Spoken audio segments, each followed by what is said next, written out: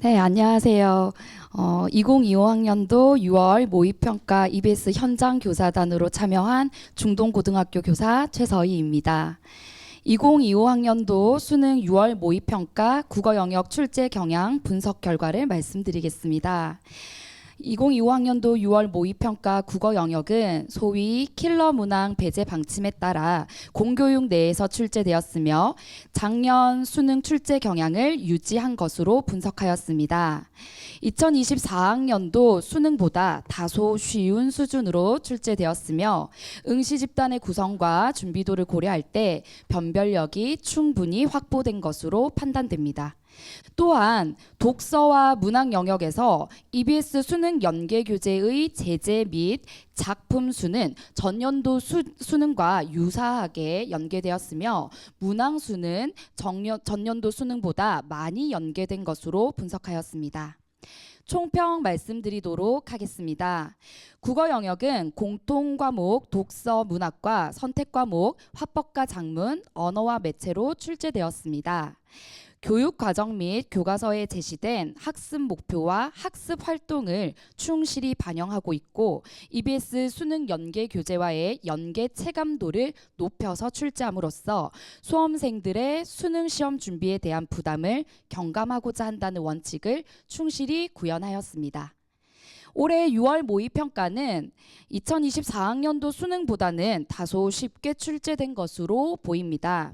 공통과목인 독서 문학의 경우 소위 킬러 문항 배제 원칙에 따라 배제되었으며 EBS 수능 연계 교재를 실질적으로 굉장히 밀도 있게 연계하고 교육과정의 핵심 내용이나 개념을 바탕으로 문학을 설계하여 공교육 내에서 변별력을 높였습니다. 도덕 문장의 진리 적합성을 다룬 인문 주제 통합 지문에서는 여러 입장을 파악하고 비교해야 하므로 수험생들이 다소 까다롭게 느꼈을 수 있습니다. 그러나 EBS 수능 연계 교재에서 다룬 핵심 개념을 활용하고 있고 또 지문에서 구체적인 예를 분명하게 제시하고 있으므로 이를 중심으로 지문을 읽었다면 내용을 충분히 이해할 수 있었을 것으로 생각됩니다. EBS 수능 연계 교재의 내용을 50% 이상 연계한다는 방침에 따라 EBS 수능 연계 교재에서 다루었던 제재나 작품 다양한 방식으로 연계가 되었는데요. 독서에서는 4개의 지문 중에서 3개의 지문 사회, 과학기술, 인문 주제 통합 이렇게 3개의 지문이 EBS 수능 연계 교재와 연계되어 출제되었습니다. 문학에서는 6개의 작품 중에 4개의 작품이 EBS 연계 교재에서 출제되었는데요. 고전 소설은 교재에 수록된 부분과 다른 장면이, 그리고 현대시는 작품의 전문이, 고전 시가는 교재 수록 부분 중 일부가 그대로 연계되었습니다. 현대소설의 경우는 지문의 대부분이 EBS 수능 연계 교재에서 연계되어 출제되었습니다. 그리고 선택 과목인 화법과 작문, 언어와 매체는 EBS 수능 연계 교재를 통해 다루어진 개념뿐만 아니라 제재나 문항 아이디어 등이 두루 활용되었습니다. 소위 킬러 문항을 배제한다는 작년 수능 출제 기조를 유지하면서 큰 틀에서 연계 방식, 문항 구성 등을 유사하게 연계하여 수험생들의 혼란을 없앨 것으로 보입니다. 또한 공통 과목인 독서와 문학, 그리고 선택 과목인 화법과 작문, 언어와 매체에서 적절한 난이도의 문항이 출제되어 변별력이 확보된 것으로 분석했습니다. EBS 수능 연계 교재를 학습하고 또 공교육을 충실히 이수한 수험생이라면 문항을 해결하는 데 큰 어려움은 없었을 것으로 판단됩니다. 주요 문항 분석에 대해 말씀드리겠습니다.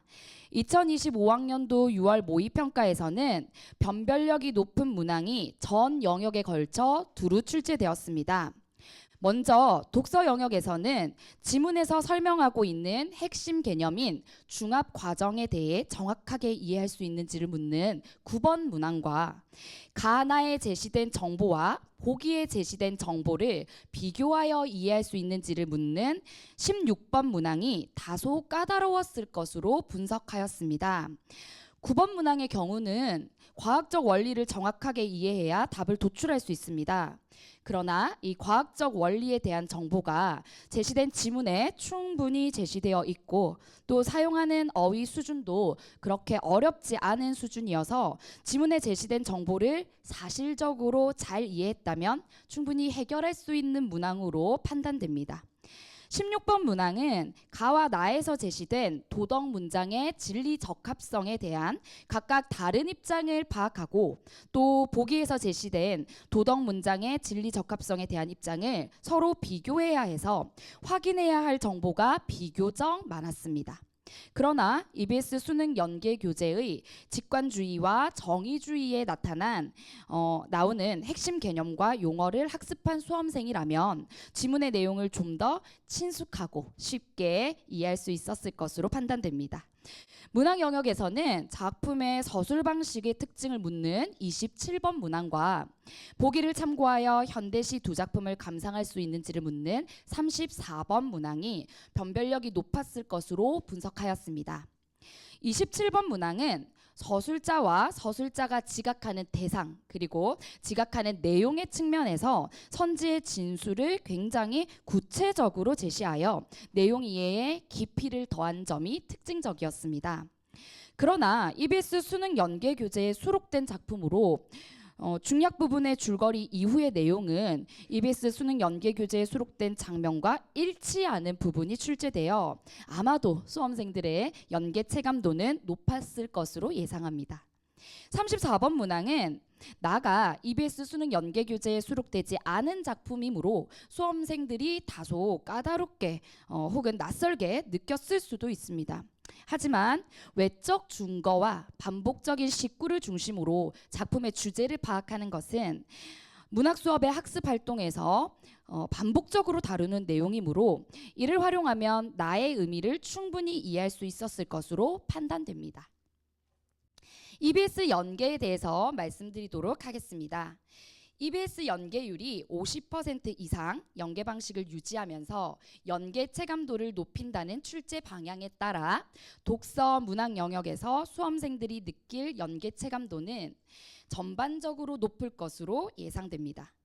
전체 문항의 연계율은 51.1%, 총 23문항이며 연계 문항은 이쪽에 제시된 바와 같습니다. 특징적인 점은 공통 과목에서 연계 문항의 수가 많은 비중을 차지하고 있다는 점인데요.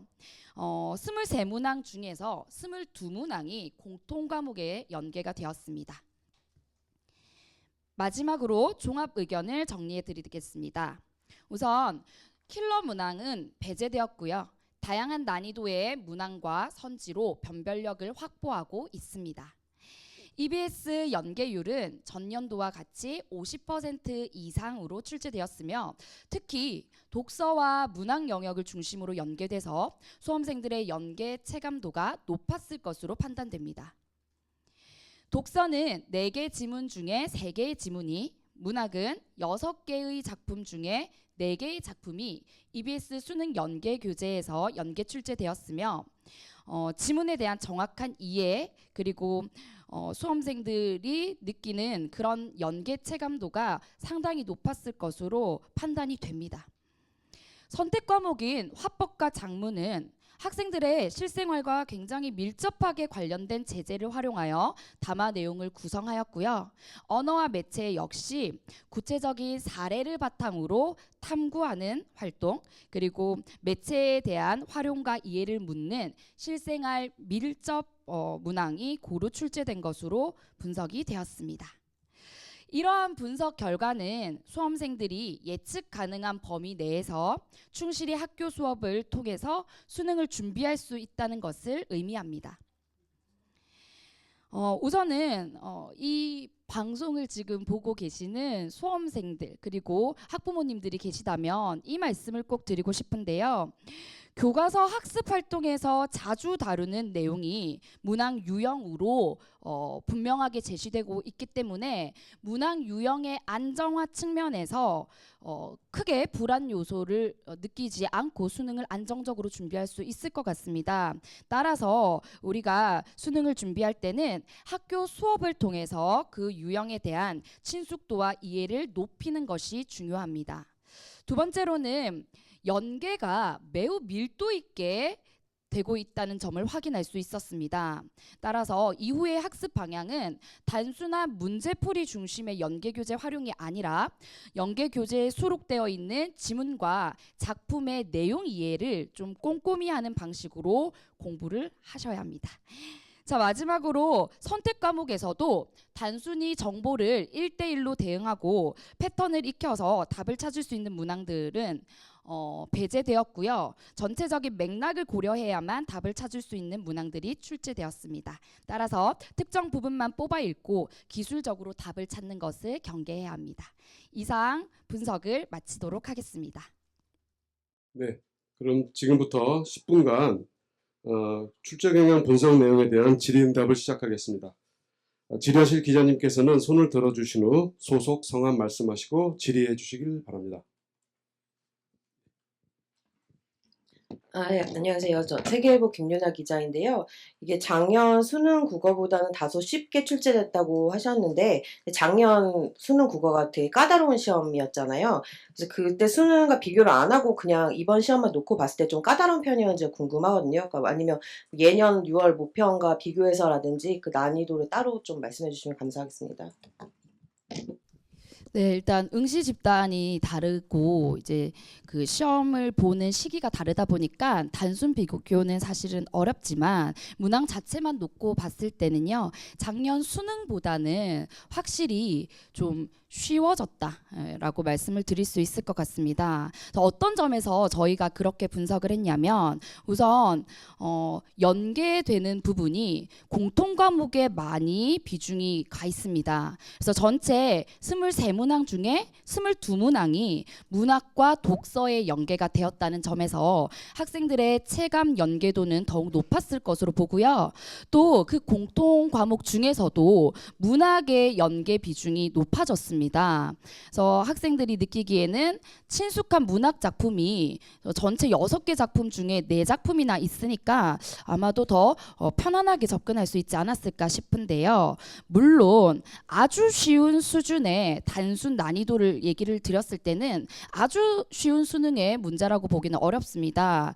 다소 추상적일 수 있는 논리학 지문이 있기는 한데요. 그 논리학 지문 역시도 분명하고 구체적인 사례를 각 지문에서 제시하고 있고 또 교과서에서 다루고 있는 수준의 어휘, 문장을 구성을 해서 학생들이 이해하는데 크게 어려움을 주지 않았습니다. 또 비연계 지문 같은 경우는 문학에서 고전 수필과 현대시가 비연계되었는데요. 고전 수필 같은 경우는 구조가 매우 단순하고 우화가 들어가 있어서 학생들이 편안하게 이제 주제를 좀 찾아낼 수 있었을 것 같고요. 현대시 같은 경우는 학교 수업에서 저희가 굉장히 학습 활동에서 많이 다루고 있는 보기의 외적 증거를 활용해서 작품을 감상하거나 그리고 반복되는 식구, 표현을 가지고 주제를 찾아내는 그런 방식으로 출제가 되었기 때문에 또 우리가 학교 수업을 열심히 들은 학생들이라면 아마 그 배운 대로 적용을 잘 하지 않았을까 싶습니다. 제가 작년 6월 모의평가 비교했을 때도 혹시 가능하실까요? 예년 6월 모평하고 비교했을 때.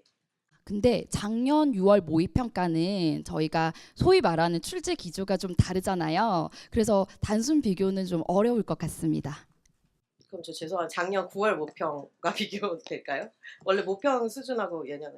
예, 제가 앞서 말씀드린 것처럼 저희가 이렇게 난이도를 조절하는 여러 가지 방식이 있습니다. 국어 영역에서는 예를 들면 연계 지문의 연계 정도나 연계 방식, 그리고 표현하는, 사용하는, 설명하는 어휘나 문장의 수준, 그리고 선지의 구체성 정도, 뭐 이런 것들을 통해서 난이도를 조절을 하는데요. 지난 9월에 비했을 때는 조금은 학생들이 어렵게 느끼지 않았을까라고 저희는 분석하였습니다. 네, 네, 저희 연합뉴스 김수영 기자인데요. 킬러 문항이 없고 EBS 연계를 통해서 체감 난이도가 좀 낮을 것 네, 체감 난이도를 낮췄다고 설명했는데 그렇다면 이번 시험에서 변별력을 어떻게 확보한 시험인지 그 부분에 대해서 설명 부탁드리고요. 하나 더 추가로 질문 드리면 이번에 그 공통 과목에서 연계 문항 수가 많은 비중을 차지한다고 설명하셨는데 이전 수능과 비교해서 이게 어느 정도나 늘어난 건지 그거에 대해서 좀 설명 부탁드립니다.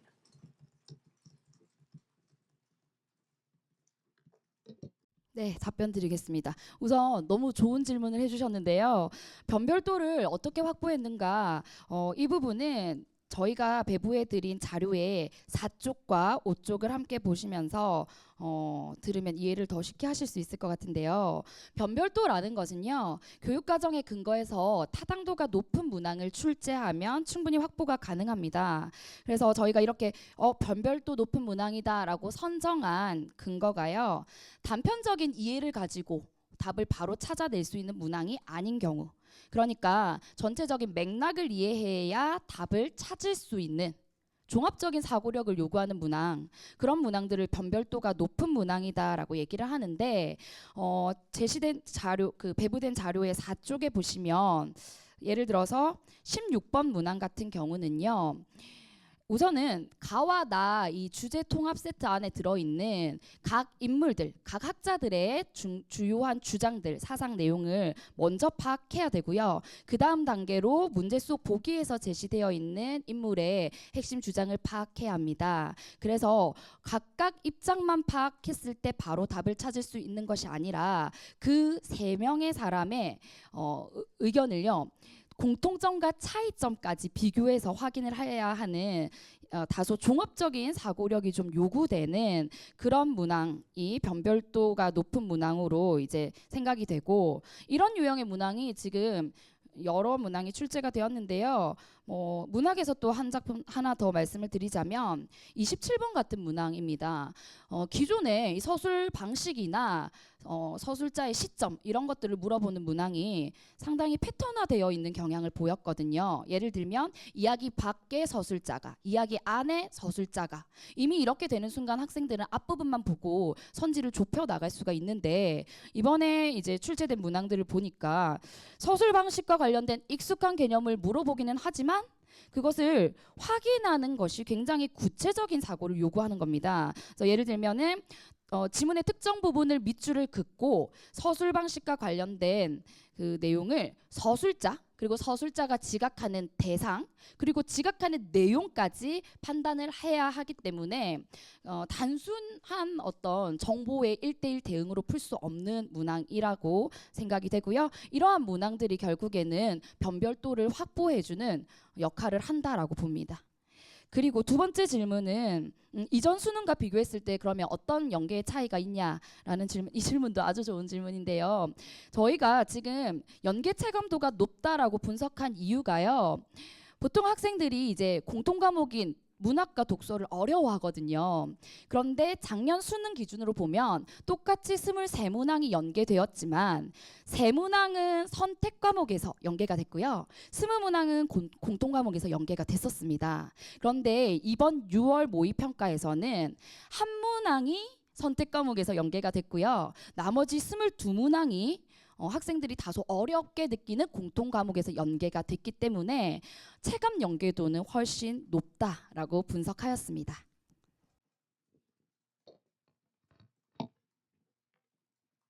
네, 마지막으로 한 분만 더 질문을 받고 종료하도록 하겠습니다. 지난해 수능보다 이게 다소 쉬운 수준으로 출제가 됐다고 해주셨는데 이게 N수생 증가 좀 고려해서 쉽다고 판단을 하신 건지, 그렇다면 좀 고3에겐 어려울 수 있는 건지, 그리고 만약에 그게 맞다면 N수생은 쉽다고 느끼는데 고3은 어려울 법한 문항은 뭔지 찝어주시면 감사하겠습니다. 예, 이 질문도 사실은 진짜 되게 좋은 질문인데요. 우리가 꼭 기억하고 있어야 될 게 이 모의평가 자체가요. 졸업생이나 재학생을 특정하고 출제하는 시험이 아니라요. 그해 연도에 수능을 응시하는 응시 집단 전체를 고려해서 출제를 하는 겁니다. 그리고 앞서 말씀드린 것처럼 출제되는 문항 유형이 학교에서 충분히 학습할 수 있는 교과서의 학습 활동에서 자주 다루는 그런 유형들로 구성이 되어 있기 때문에 특별히 N수생에게 더 유리하다, 뭐 재학생들에게 더 유리하다 이렇게 말하기는 어려울 것 같고요. 그래서 이제 저희 현장 분석단들이 분석한 결과는 재학생이나 혹은 졸업생을 따로 염두에 두고 특정해서 변별도를 고려하는 것이 아니라 육모시험의 응시 집단의 전체를 대상으로 봤을 때 이건 변별도가 높은 문항이야. 난이도는 지난 수능에 비해서 이렇게 평가할 수 있어 라고 기준을 세워서 분석을 했거든요. 그래서 특정한 어떤 집단에게 유리하다 불리하다라고 판단할 수 있지는 않습니다. 판단하기는 어려울 것 같습니다. 네, 그러면 더 이상 질의가 없으신 거로 판단을 하고 이것으로 국어 영역 출제 경향 분석 결과 발표를 마치겠습니다.